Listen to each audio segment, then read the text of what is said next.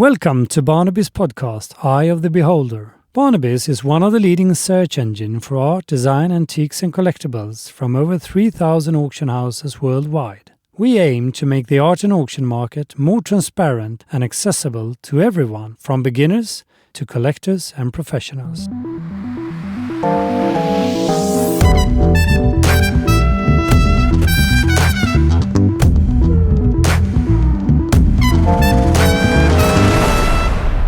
Since 1938, when the launch of Superman in the Action Comics #1, the interest has been enormous. Today, the illustrated superheroes is a billion-dollar industry with individual books reaching 7 figures at auction. This week, we talked to Ashley Cotter-Cairns, the founder of Sell My Comic Books and head of comics strategy at Goldin, as well as a lifelong collector of comics. Welcome. Thank you very much for having me on.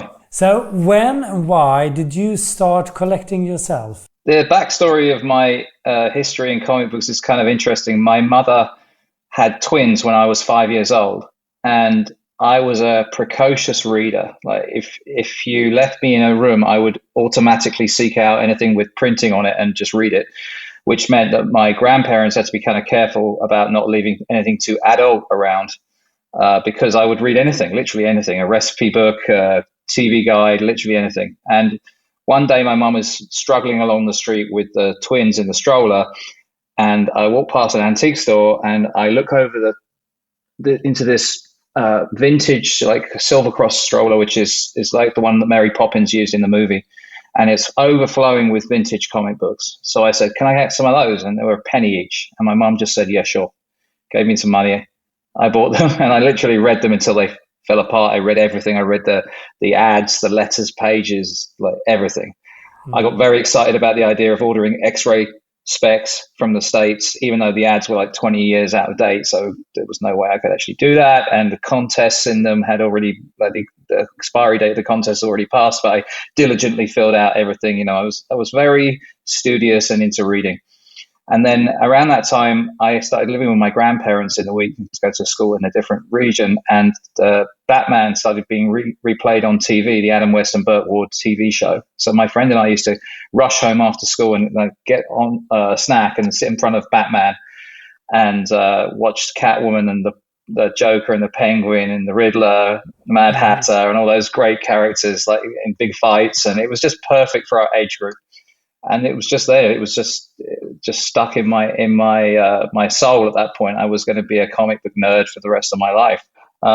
Fast forward to, I guess I was my early 20s, and my mum called me and said, "I'm moving house. Can you come and take your junk out of the loft, the attic?" And I said, "What junk?" So I went up on the ladder to look in the attic, and she didn't tell me at the time, but there was a broken light switch. She'd smashed a light bulb accidentally when she was putting boxes in the attic, and so the bulb was just there, like the socket was open. And as I put my hands onto the side to lever myself into the attic, my hand landed on the socket. I electrocuted myself. Oh wow! And so yeah, it was a really strange moment. It was a bit like the spider's bite for Peter Parker. And so I don't know if that was an influence, but when I got all my stuff out of the attic, there was all these collectibles from when I was a teenager. I had Dungeons and Dragons, I had comic books, I had little miniatures, I had all kinds of things that I had forgotten about, and I didn't know what to do with them. So I had them cluttering up my apartment for weeks. And then finally someone said to me, "Have you heard of eBay?" And so I went on eBay. They just launched eBay in England, where I'm from, and it was free to use at the time. And you didn't even need pictures. You could just put a description of what you were selling on eBay. Crazy times. So I thought, okay, well, maybe I'll just sort of get rid of all this stuff this way and make a bit of cash. And I sold everything, and it went for such crazy prices that I thought, I need to buy more of this. So I went from just like trying to get rid of all my childhood junk to actually replacing it with more childhood junk. And in the end, I became a full-time dealer in collectibles, toys and games and comics and anything that I could buy and sell. Yeah. Fantastic. So, but what about your personal collection then? How many comics do you have?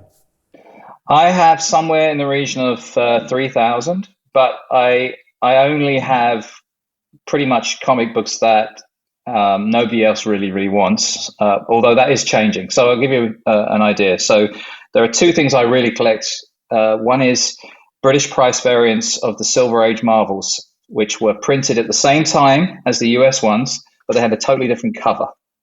So when you see a British price variant of a Marvel, you see the month is missing. They've taken the month off, so it's a blank box where it will say the number of the issue instead of the month underneath. It's just blank, and then the price is in British pence or shillings instead of US cents. And they were shipped. They were printed at the same time as the Silver Age ones. So they were shipped across the ocean, and they couldn't predict exactly how long that would take. So that's why they didn't put a month on them. But the contents are the same, but the covers are different, and they are exceptionally rare. They're much rarer than the US ones, but they sell for less than the US ones.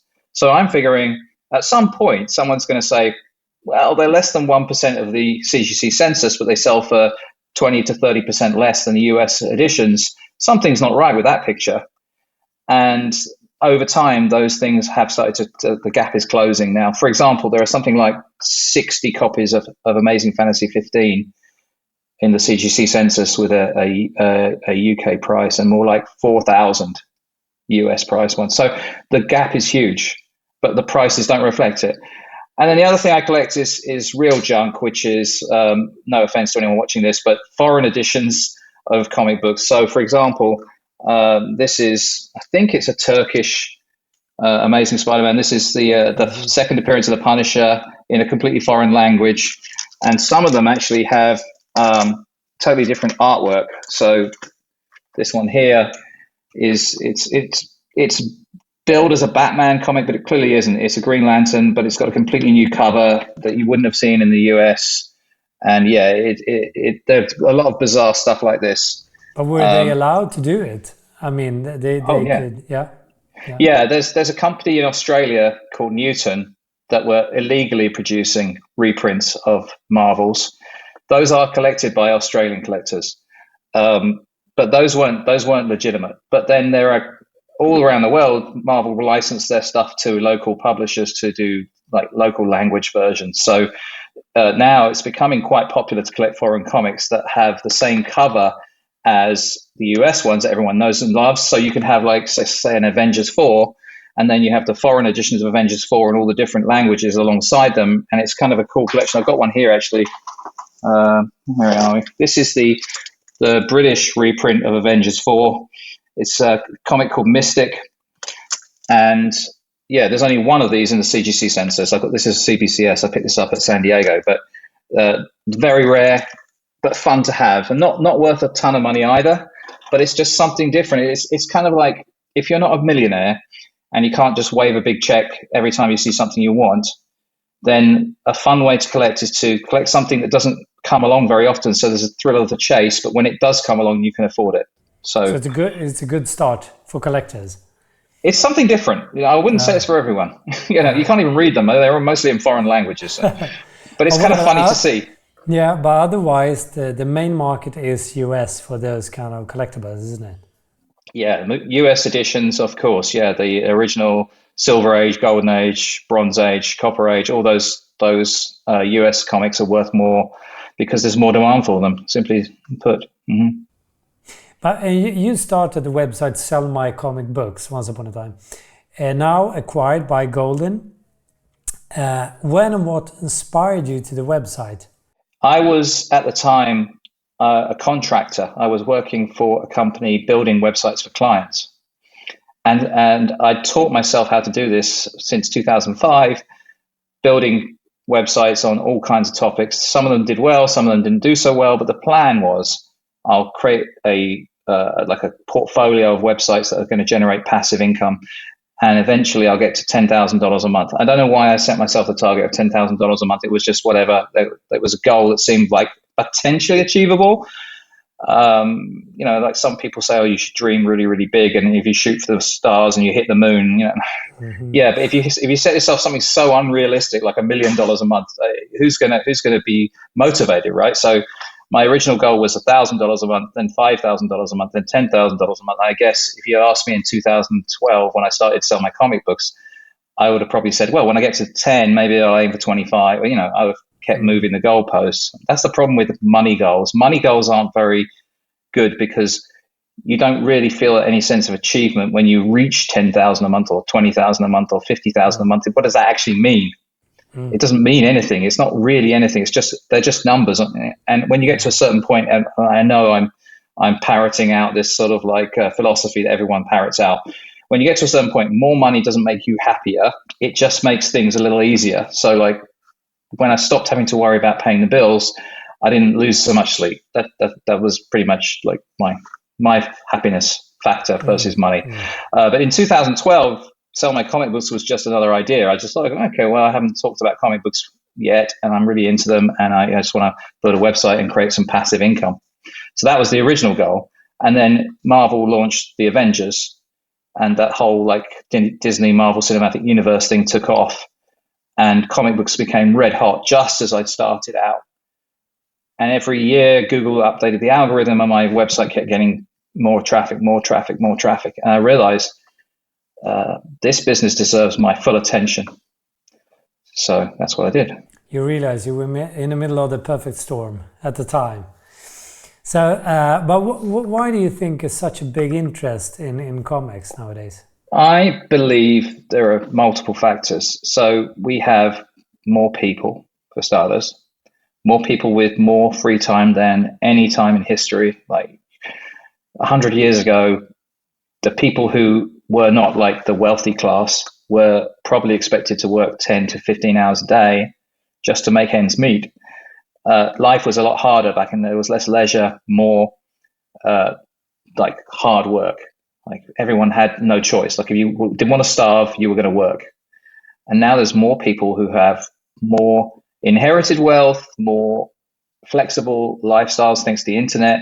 Some people couldn't get by.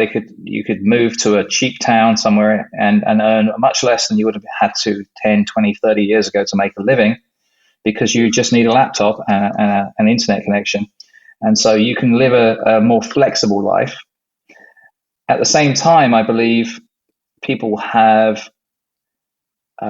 realized that comic books specifically have been an underappreciated collectible. Comics, as you said in your introduction, comics only really been around since 1938 in the form that we recognize them today. Whereas stamps have been around since 1840. Coins have been around for thousands of years. And those two particular collectible markets have become much more established. They've had longer for people to get used to the fact that, oh, if I invest $1,000 in this stamp and hold it for 50 years, it's going to be worth more. It's not quite as simple as that as there is in any industry. There's always going to be pitfalls and mistakes to be made. But comic books haven't had that very much. They really weren't even a thing in the 1970s. They were just starting to become established. And there was a very famous collection called the Mile High Collection that was discovered by Chuck Rosansky, which was basically the most valuable collection that's ever been discovered based on the time it was discovered and, allowing for inflation since then. And that really got comic books into a little bit more of a mainstream attention. At the time, it was a big deal. It still would be a big deal. It would be a massive deal whenever it was found. But just as it happened, and Chuck Rosansky was the kind of person who said, I would dedicate my life to making comics a more established hobby. And he did. He basically turned that discovery into a huge business, which still exists to this day. And because he'd found essentially 30,000 comic books from the 1930s and 40s in impeccable condition, like they look like they've been printed the week before. And the way that collectors price comic books didn't allow for grading very much. It was like poor condition, fine condition, the near mint condition. There was no in-betweens. And because of the condition of these were so good, there was no way to describe them. It just didn't exist. So he pushed for the guide, the comic book price guide, to increase the number of grades that they would price things in. So it would allow for things like this freak collection to be priced fairly. And he got a lot of resistance.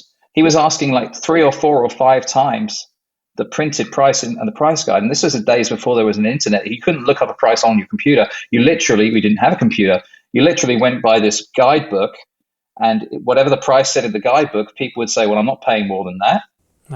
I remember that. That time. Yeah. And so things have changed a lot since those days. but still, comic books I feel are just catching up, and the way that Marvel's cinematic universe has kind of poured gasoline on the fire in the last 10, 12 years has really made a massive difference, but it's still lagging behind stamps and coins. I think there are still more $1 million coins sold every year than there are $1 million comic books. But what about you talking about the system or the grades, you say? I mean, how does it work? It's from 1 to 10, right? It's like collectible cards, isn't it? Yeah, 0.5 actually. 0.5 is a little misleading because 0.5 can describe a comic book that's literally falling apart but is complete. Or it can describe a book that looks a lot nicer than the 0.5, but it's missing something significant, and CGC has determined that because it's missing something, it's only a 0.5. So it's a little difficult because CGC is not consistent about how it handles certain situations. Mm-hmm.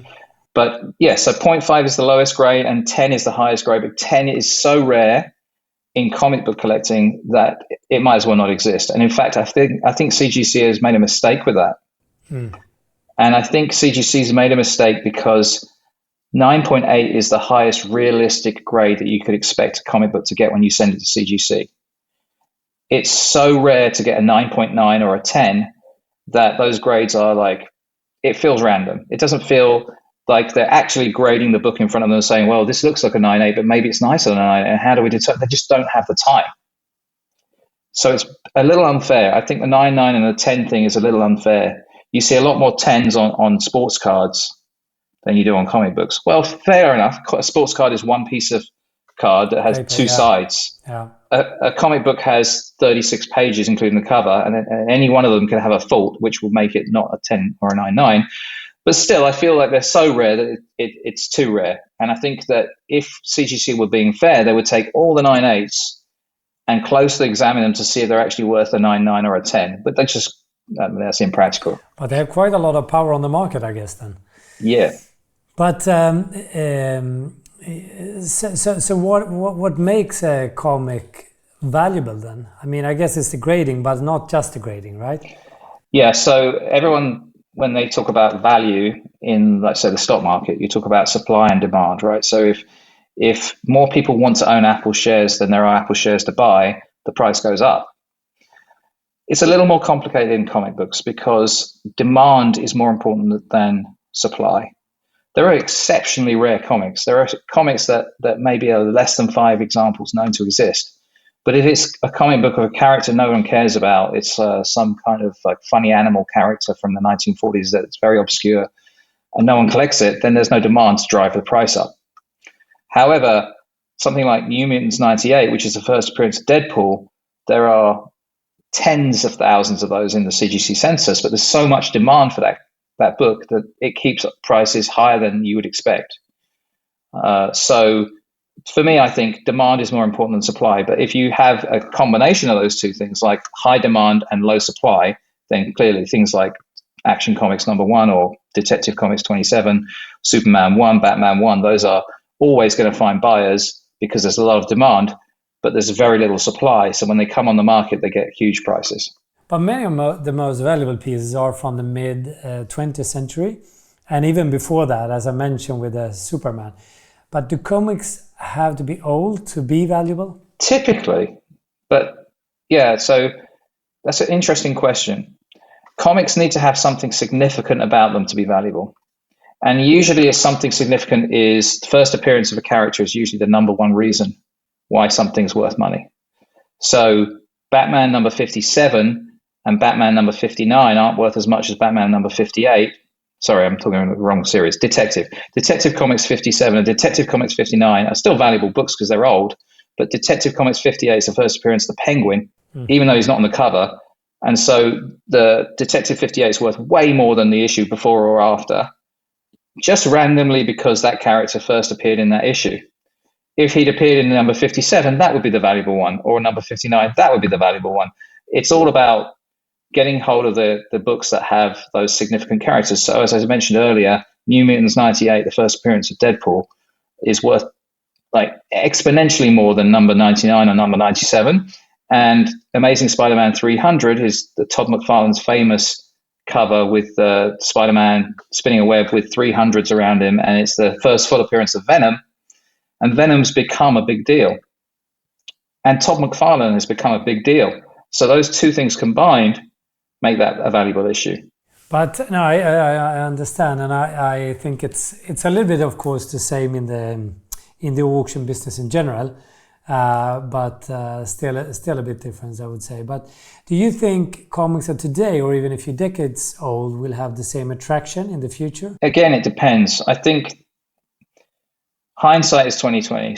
So whenever you look back at a market and you say, oh, I wish I'd bought all those Fantastic Four #1s I saw 25 years ago for a ridiculously low price, and now it's worth way more.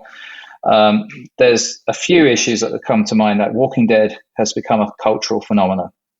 So in 2003, I think it was, Walking Dead was a comic book. It wasn't a TV show at all. The TV show was based on the comic book, but the TV show is now bigger than the comic book. But the Walking Dead #1 is worth, I think, like between $2,000 and $3,000 in 98. Then there are what we call variant comics. So these are comics that are just a regular edition with a different cover by a different artist, and they are given to retailers who commit to ordering a certain number of issues. So if you order 100 copies of this book, they'll give you the 1 in 100 variant, and the retailer knows, oh, we can sell this for a lot more money, and that's a way to incentivizing them to place bigger orders. There's one in particular, which is the Gabriel Dell'Otto variant of Amazing Spider-Man 667, and that has sold for over $40,000. And they are particularly rare for the modern variants. But then it's random because there are a bunch of other variants that are worth $20, $30. So you can never tell ahead of time unless you have the money to buy absolutely everything that's ever published and just hold on to it and hope for the best. I mean, that would be a losing strategy. You have to have some kind of way of differentiating it. Yeah. But where do you find the best comic books, bargains besides auctions then?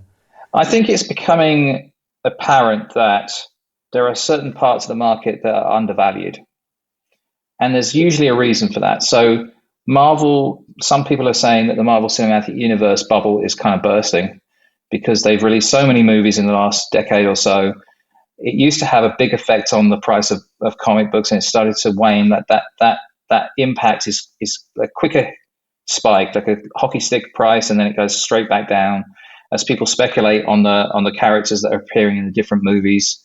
There's this whole speculation around who's going to be in Guardians of the Galaxy 4, who's going to be in the next Spider-Man movie, and so on. So people buy books based on rumors online, and they try and predict the way the market's going to go. A good example is when Thor became a woman, and so that first appearance of Thor as a woman, which is an issue called What If 10, was Jane Foster. That's the word I was looking for. Jane Foster. Jane Foster became Thor in What If 10 from 1980 or 79. And it was a nothing book. It was literally a dollar book. It was like lying around in collections. No one cared. And suddenly, when that rumor came out, people were buying copies of that like crazy and driving the price way up. And it got to $2,000 for a 9.8. When the movie came out, it was really badly reviewed. And so prices crashed. Everyone sold their stuff, and it was going down and down and down. And it lost 65% of its value in like a month. And that was purely based on the movie sort of not doing well, bombing. And so to answer your actual question, looking for what hasn't happened yet and predicting it is probably the way to find value. And I would say that DC comics in general are undervalued compared to Marvel comics because DC has not done a good job of churning out movies the way that Marvel has.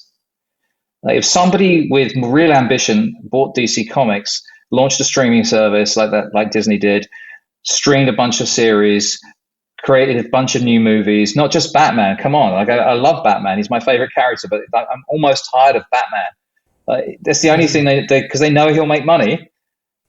Mm-hmm. And to a lesser, so they eventually again and again and Yeah, again. and to a Yeah. lesser extent, Superman has appeared in some stuff. Like Henry Cavill was very good at Superman. It was a different kind of Superman, a dark Superman, which is kind of interesting. But they haven't done anything else. Like Green Lantern was a bit of a failure. They didn't do anything else with that. There's been a few little series on Netflix and stuff, but there hasn't been a concerted effort. So if DC made a concerted effort to push their characters out into more streaming services and to more movies, then you'd see comic books that have become very cheap suddenly go up in price and sustain that. I would say that I've bought thousands of collections of comic books from the Silver Age, from the 1960s, and the condition of Marvel comics is always nicer than the condition of DC comics. I don't know, it's the paper or whatever it was they were printed on, it's not as good. But the point is that higher grade Silver Age DC is much harder to find than higher grade Silver Age Marvel. But the demand isn't there to keep prices high. And so if I were looking for value in the Silver Age, I'd be looking at DC. DC comics they're published from like 1956 in the Silver Age. Brave and the Bold 28 was a 1958 book. That's 3 years before Fantastic Four #1, but it's worth a fraction of Fantastic Four #1. That doesn't make sense to me. That's a book that should be worth much more than it is. And there are dozens of examples of that in DC Comics. So I would be looking at DC issues, like the key issues of DC, looking for characters that haven't really featured yet in a big movie and trying to predict, is Brainiac going to be a thing? Is Sinestro going to be a thing, a sustained thing in the DC cinematic universe? If that actually happens, if DC becomes a universe rather than a random selection of stories, then yeah, those books will definitely go up in value because they just have languished compared to Marvel for a long time. But is there a holy grail, if you can say like that, among the comic books? It depends on you. Like there are holy grails in pretty much every era and every interest. So if you're a Batman fan, the holy grail is Detective Comics 27, the first appearance of Batman. If you're a Superman fan, the holy grail is Action Comics #1. And then you say, well, Ash, I don't have X million dollars to buy one of those two. What can I buy instead? Then you could say, okay, well, there's Superman 1, which is basically a reprint of Action Comics 1. There's Batman 1, which is a completely original book that also has the first appearance of the Joker and Catwoman. There's Action Comics #7, which is the second time Superman appears on a cover. And it's still, we're still talking expensive stuff here. I'm not talking, these are not bargains, but they are definitely grails, but they're what you call lesser grails. All American 16 is the first appearance of Green Lantern. All-Star Comics 8, the first appearance of Wonder Woman. And so I think for people, grails mean different things. Like young collectors or people of limited means, Amazing Spider-Man 300 is a grail, or New Mutants 98 is a grail, and they can see themselves affording it. They could say, oh yeah, I'd love a Batman 1, but it's so far outside of their budget that it's like me saying I want to earn $1 million a month. It doesn't make sense. It's like giving myself something so outrageous that I could never achieve it. So having a grail means different things to different people. Yeah, that's true. For me, there's a bunch of grails. Like there's thousands of foreign versions of the stuff that I love out there. I just got to find them, and finding them is the issue. It's not affording them in my case. It's finding them. Where's the first appearance of Superman in Arabic? Where's the first appearance of Batman in Brazil? Like these things exist, but they're very rare. So I'm going to be looking very hard for the rest of my life to find them. But when I do find them, we're talking a couple of $1,000. We're not talking about millions. So they're grails for me in a different way. Yeah. And it's the chase that is actually the most fun of it, isn't it? I would say so. I mean, if you're a billionaire, it's very rare that there's a chase. A billionaire can literally wave a credit card, probably a Black Amex or whatever they are, and pay for whatever they want. If they're in a restaurant, they really like it, they could probably buy the restaurant. I mean, like there is no chase for the people like that. So they try and find, I imagine a billionaire has a different kind of grail. Like Richard Branson wants to go into space in a balloon, or Elon Musk wants to live on Mars. I mean, that's the grail for them. Because they have all the money in the world, so there's really no other grails. We all have our own grails. For me, my grail is to stay healthy, to have a happy life. I like sports cars, so I want a Porsche that I keep forever. Yeah, that's a grail. In comic terms, for me, it's like foreign editions of stuff, but I really would always love to own a Detective 27 because Batman is my hero, and that's always, I think, going to be beyond me. But with comic books now selling for millions of dollars, what do you see as the future of the comic book market? Will it continue? Yeah, it's an interesting question because I've been a stamp collector from a young age. When my grandparents got me into stamp collecting when I was 10, and I collected all the way into my adult years, and then I finally sold my collection because I was building the business and we needed the money, and it was like selling a child. Like, which child do I throw out of the hot air balloon to avoid crashing into the mountain? It turned out to be the stamp collection. Although I did consider maybe adopting one of my kids. No, I'm just kidding. For years and years and years, I mean, honestly, decades, stamp collecting has been seen as a very niche hobby that nerds do only. And can it possibly survive? Is there ever going to be enough collectors to keep stamp collecting going? Well, stamps, newsflash, still sell for more now than they ever have. There's always records being set in the stamp market. And what's interesting about stamp collecting is, yeah, nerds collect stamps, but seriously, academic people collect stamps. And so they bring a sort of academic background to stamp collecting. They study it. And so there's new discoveries are being made all the time.